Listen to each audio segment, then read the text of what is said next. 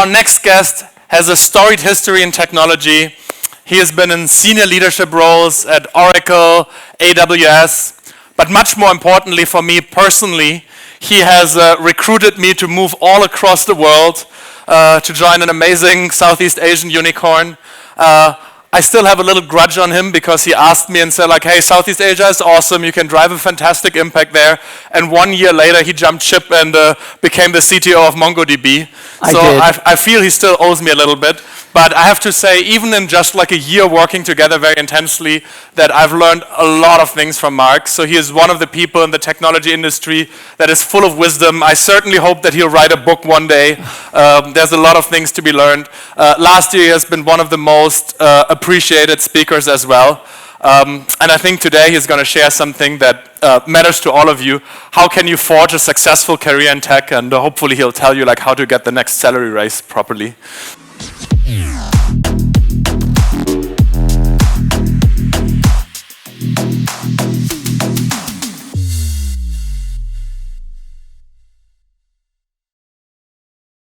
So today's talk is going to be a little bit different than some of the others because I'm not talking about me, I'm not talking about my company, I'm talking about you. I'm talking about what you go through every day. So I'm proud to be here. I love Vlad, I love Philip. I actually stole him from Cluj, and that was one thing he didn't mention. We had a big team, and we recruited him and his team from Cluj to work in Singapore, but we kept the team here. And I'm proud to say that even though I am no longer at Grab, the Cluj team is still one of the most highly respected technical teams at Grab. So, hooray for Cluj and hooray for Romania. So I was here last year, and I talked about growing companies, and I talked about how you can grow a small company to a large company, and I really liked it. But today I'm here to talk about how to grow you. But first I want to start with a tiny, tiny bit of good news. And the good news is that today I am not going to talk about AI. You're not going to hear the word AI except on this slide. That's it. And the reason why is because I'm going to talk about human intelligence. Because if we're actually going to control these bots and get them to do what we want them to do, we all have to focus on getting along with each other. And fundamentally, a career is about two things. It's about your domain skills, it's about what you learn intellectually, and frankly, it's about how you get along with each other. And so that's what I'm going to focus on today, and I hope you enjoy it. So I'm going to start focusing on one person. I'm going to tell a couple anecdotes throughout my career. And this is my career, and you're going to see a lot of it. I started in academia. I moved through some big companies.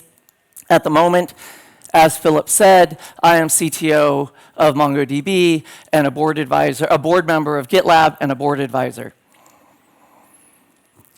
And do you remember when you watch YouTube videos and you watch these sessions and you put them on playback speed 1.5x? Well, this is that. So hang on. When you think about your career and you think about what's going on at a company, you think about all the things on the screen right now. You think about all these different topics, and they come up during your whole career. Today, I'm going to talk about the ones that are in green on the screen. But if I wanted you to leave with only one thing that I've seen people mess up in their career, is they don't treat their career intentionally. They don't treat every day, every performance review, every job jump as a decision. They let their career manage them. So you're going to hear this at the end as well. My advice to you is manage your career. I'm going to start with a surprising topic. What exactly is my job? I mean, you go to work and you have the JD you were hired for. You have the role you thought you wanted to do when you came to work every day. You have the role your team keeps asking you about doing every day. And most importantly, you have the role that your boss wants you to do.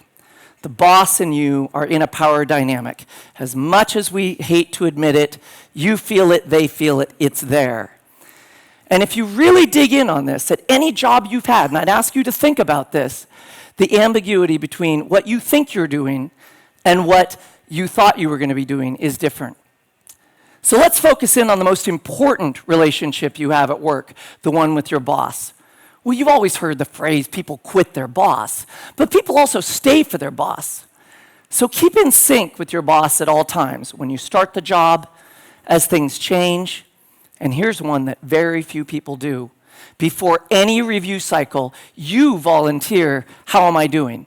You volunteer, I think I'm doing really well on this, this, and this, and could improve on this. Because most of your bosses are just you 3 years from now. And they're awkward, and they're nervous about this conversation. So be the bigger person and bring it up. And then here's a key that I'll tell you that I see people mess up. If you are ever having an awkward conversation with your boss, figure it out. That could be the sign of something going wrong that you don't know about.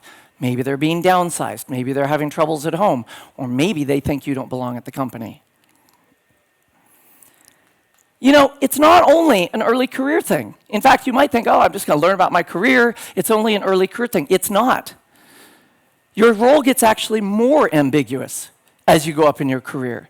It gets higher stakes. It gets more about relationships. So the piece of advice that I would give for you is don't bring up, how am I doing 29 minutes into your 30-minute one-on-one. Learn to bring it up as the first thing. How did I do on that project? How are we doing together as a team? It's a muscle that you will build, and it will pay off for your entire career. And these are the outcomes you can have. Great outcomes where you get promoted, typical outcomes where it always feels like you're not really sure where you stand, or bad outcomes where either you leave or the company asks you to leave. So let's look at a time just in my career where the role that I thought I was hired for and the role that they wanted ended up being different, and the role that we needed was different. I was working for the Department of Education on contract in 1984, and they would hand me sheafs of paper with lesson plans on them that I was supposed to turn in line by line by line in code to produce courses. Well, it didn't work because they would then submit me this many changes, and I had to go modify thousands of lines of code. So instead, I went to them and I said, this isn't working. I need 3 months to write an authoring system, and then I will still deliver within 12 months. It was very contentious, very antagonistic, but at the end, they agreed, and it went well. So now let's talk about getting started. Many of you in your careers are either new here or you know people who are new who work for you. And so there's just some things I wish people had told me. Focus on impact, not on hours. We all know that. Build relationships. In my 20s, I thought the only relationship that matters was between me and my keyboard. That doesn't work. You have to build relationships with people. Don't embrace mistakes. That's a fool's errand. Embrace the learnings. Always talk about what you learn. Be willing to be in over your head and get a two-way mentor. A two-way mentor is one where you give something to them and they give something to you. Why is this valid? Because those are the only long-term mentoring relationships you will have. All other mentoring relationships will end within 2 to 3 meetings with one of you going, yeah, whatever. This isn't valuable. I have mentors I've had for 15 years and we still meet quarterly. These people know me, I know them, we can be raw with each other. And then I'm going to skip a couple here and I'm going to say the other biggest mistake that people make is they forget that it's a whole company. They think, particularly in this room, don't take offense, that engineering is everything. Well, the reality is there's a sales team, there's a marketing team, there's a product management team, there's a facilities team, there's a payroll team, and there's a tax team. And all of those people have just as important a role to do their job well as you do. And by respecting them and understanding their role, you will be a better employee for the company and you will be rewarded. So let's look at a time when I wasn't succeeding and I had to change. And I hope this is not too raw. At AWS, I ran RDS and I was the general manager. I wasn't fitting in. Amazon culture did not fit my culture. The way decisions were made did not work. So I got a mentor who is currently my board member, Tom Killalea, through the way the world works at MongoDB. And over the next 4 years, I was able to go from it not going well, and you can read whatever you want into that, to being one of the most highly rated leaders at Amazon. And I credit much of it to Tom. So find a mentor that you can share things with. If you need someone you can call your boss a jerk to, go find that person. One of the next topics that's really hard is promotions. We all want to be promoted. Your success is what's going to get you promoted. And promotions feel like a good thing. But promotions are actually one of the places where careers go off track. And go off track in serious ways. Either you end up in a job you don't like, you end up in a job you're not good at, or you end up in some other career dead end, which I'll talk about here. Promotions look like this. Oh my God, let's go up and to the right, let's get some more money, let's get a trophy, but they're not like this. In fact, if you've heard of the Peter Principle, people typically get promoted to their point of incompetence. Now, the naive way of thinking about this is that I used to run one software development team and two software development teams and three software development teams, and I failed running the fourth. That is never what happens. What happens is that you take on new responsibilities at each level. You think your job was the thing you did before, more of it, but it's not. And you fail at the new level. And what you typically do when that happens is you dig in and do more of what you did at the old level that got you promoted. And that does not go well. So let's talk a little bit about what you think about promotions. You're being rewarded for your hard work. That's wrong. A promotion should not be a reward. Recognition and pride. That's right. More dollars, more euros. That's right. More impact. More of the same. More of the same is not right. And they're awkward to discuss. It's like, God, I want to get promoted, but it's kind of hard to bring up. I'll tell you why in a minute. The reason why is because your boss doesn't think about promotions even vaguely the same way you do. Your boss is concerned that if they promote you, someone else is going to think it's unfair. They're going to worry about your comp. Maybe they don't have the budget. The way many people bring up promotions to their boss is they kind of sound like a veiled threat. You know, I could go to this other company and get a senior product manager role, and I kind of think I'm at that level. Feels like a threat. Do they want my job? Do they actually want my job? Is that why they want to get promoted? And this is why they're really awkward to discuss, because the two of you are actually talking past each other. And I'll get to that. Frankly, they just wish you'd stop asking about them, let them decide when you get promoted, and just let it go. Now, good managers love to get promotions to deserving people. It's my favorite thing to do. But the truths are, it's not more of the same. I covered that. It's more about people and planning horizons and relationships and more impact and accountability and more ambiguity. And I would strongly advise you to read the book Leadership Pipeline that's down here on the bottom by Ram Charan. Frankly, read any book by Ram Charan. He's awesome. And the net here is what you typically think of is not what happens. So now I'm going to separate one of the most difficult things in promotions. What you deserve versus what you're ready for. You deserve recognition for your impact, collaboration, behavior, and quality of work. That doesn't mean you deserve a promotion. That just means you're doing kick-ass in your current job. Are you ready for promotion? That's more responsibilities, different responsibilities, and will you succeed at the next level? So I've been a manager for 30 years. How do I do it? I do something rather controversial, and in fact, many of my chief people officers have found this very uncomfortable. I actually work with the person on their promotion doc. We write it together. If we succeed at getting promoted, more power to us. If we fail at getting promoted with the promotion committee or however your company does it, we failed together. So we make it collaborative. Remember I told you about that awkwardness earlier? This gets rid of that awkwardness. This is how you work with your boss to get promoted. Now, I do have my people write what they're great at and what they're bad at, and I gotta tell you, when that what they're bad at paragraph comes in blank on the first draft, I'm like, I think we need to work harder on this, because they're kind of scared of telling their boss what they're bad at. I hope this helps you see one of the most contentious topics at work, how to make it easier. And if your boss doesn't want to make it collaborative, maybe just write your own promo doc and hand it to them and say, I think I did you a favor, and then see how it works. So done well, promotions happen at the right time with the right skills and the right people skills, and you avoid the Peter Principle. So on a completely different note, sometimes you get a gift, but it's not really a gift. You get promoted because your boss leaves. This is one of those ways I said that promotions can take your entire career off track, and they almost did for me. At Oracle, my boss quit, to go be the CTO of Yahoo. And I immediately by the way, he's my mentor, and I immediately started reporting to the CEO. And as you can see, I knew nothing about being a vice president of a large division of a company. But wow, I was the person in the seat. It was called a battlefield promotion. It took me 2 years of invoking mentors, building relationships, staying up late, having really hard conversations with people. I did it, but it was a hard thing. But I'm going to tell you this, when someone gives you a battlefield promotion, think very hard about whether you should be mature and say, maybe you should bring in someone from the outside. Maybe this should be interim. Set the expectation right. Because if you set the expectation that you're going to kick butt at this job and you don't, you're now out of the company. So battlefield promotions are very risky.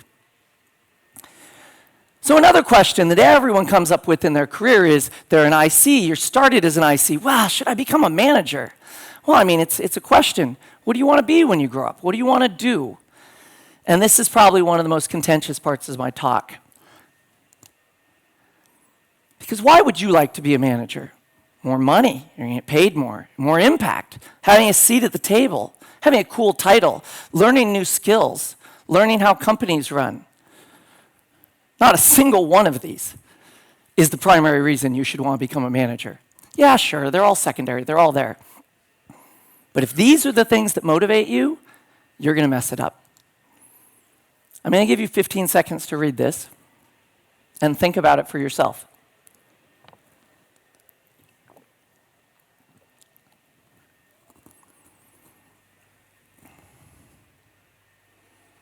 I believe this. This is what gets me up every morning. Building people, building skills, because it's them who does the work. Because I'm a CTO, I'm not typing much on the code these days. Does this inspire you? Does it inspire you enough that when they call you up and say their cat needs to go to the vet and you have to cover for their 4 meetings today, that you're delighted and proud rather than frustrated? Does it inspire you enough that you're going to put your own credibility, reputation, and career at risk to help a struggling employee who is being viewed poorly by others, and now they're looking at you to fix it? Does it inspire you enough that they might do your job better than you, and someday they might take your job? If it doesn't do these things, don't become a manager, stay an IC.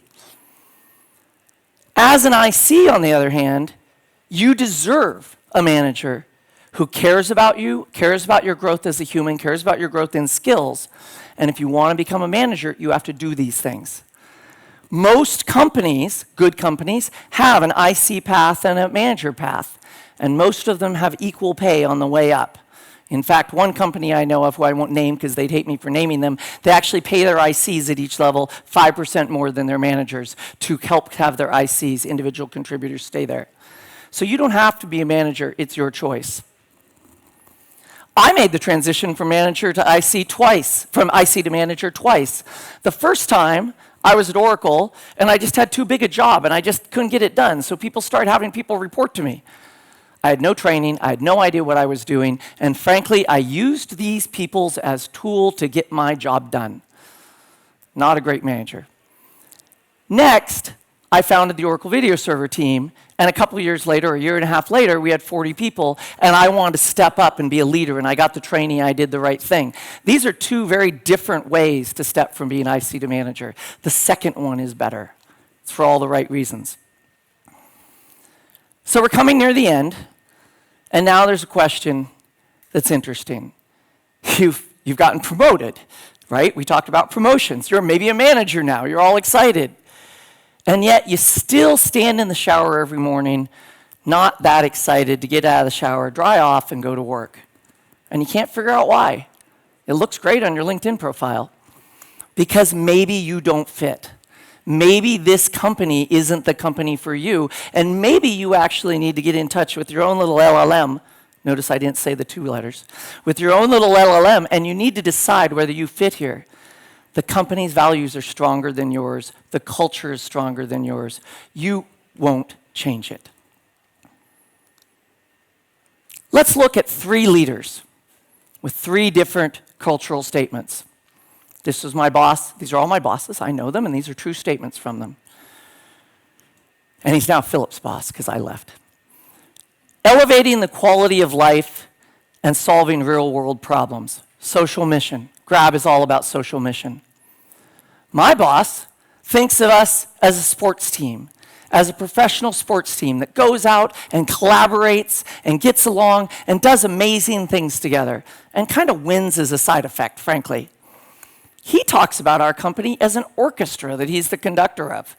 You can imagine that pervades every way, every decision is made at the company. And then there's this guy, who I work for as well. I loved working for Larry, but this is a different culture. It's a much more aggressive culture. A lot of people fit into this culture.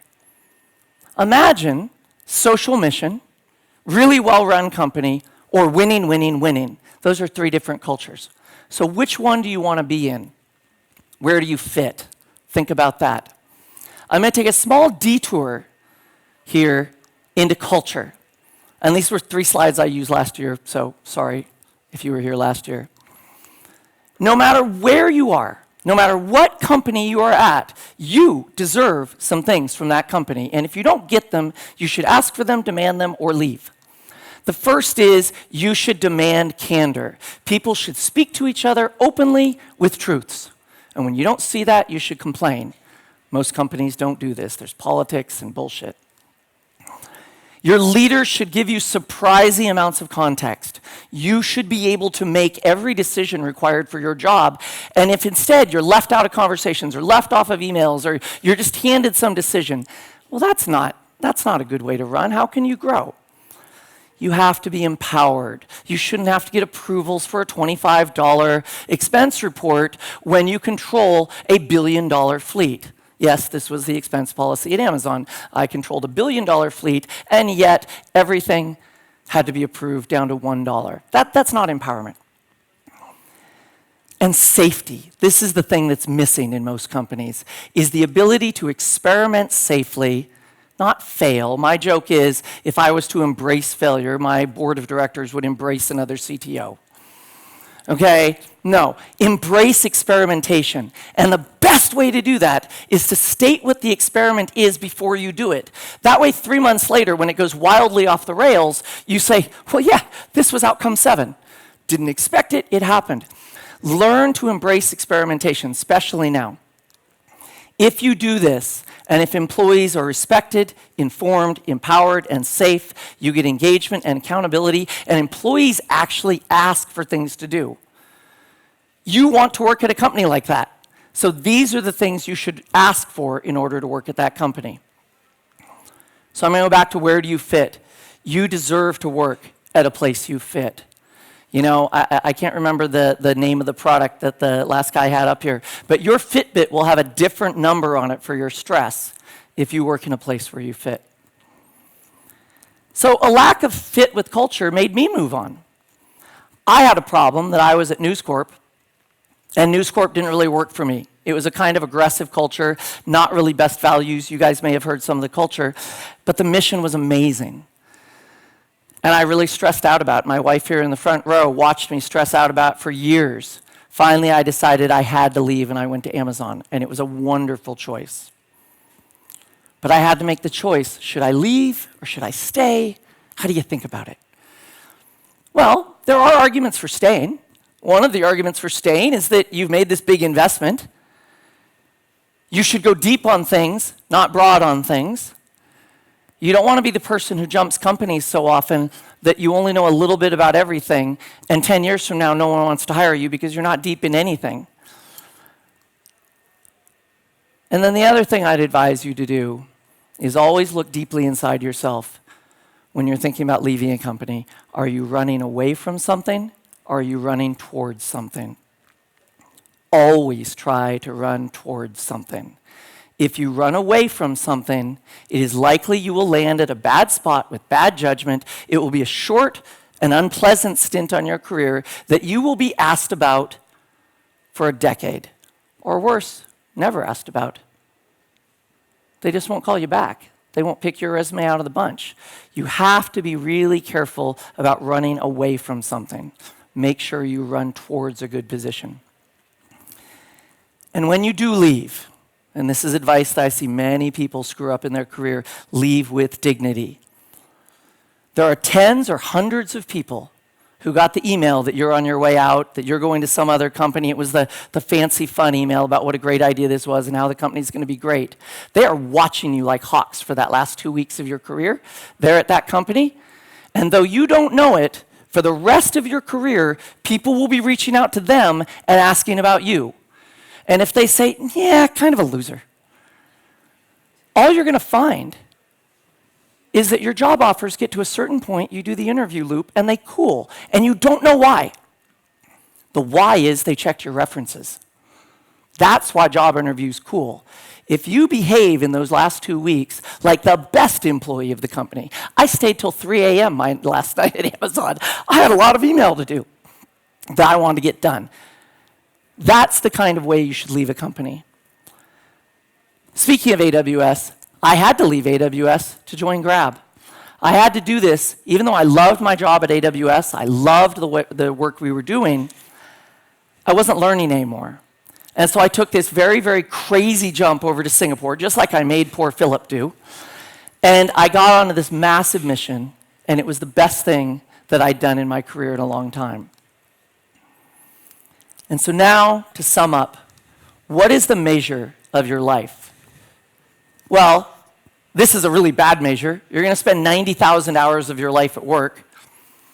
27% of people take their college degree and turn it into what they do. 66% of people are unhappy at their job. How do you avoid this? How do you become the 33% that are happy? You bring intentionality and hindsight to everything you do. Intentionality moving forward, hindsight moving backwards. So today, I've talked about all of the things you see on the screen, and I feel like I've just skimmed the surface of how to manage your career. I've told you about all these different transitions in my career that I had to make and how they mattered to me. Yours, of course, will be different, but they landed me right here on this stage in this place as CTO of MongoDB. Where are your choices going to land you? Thank you very much.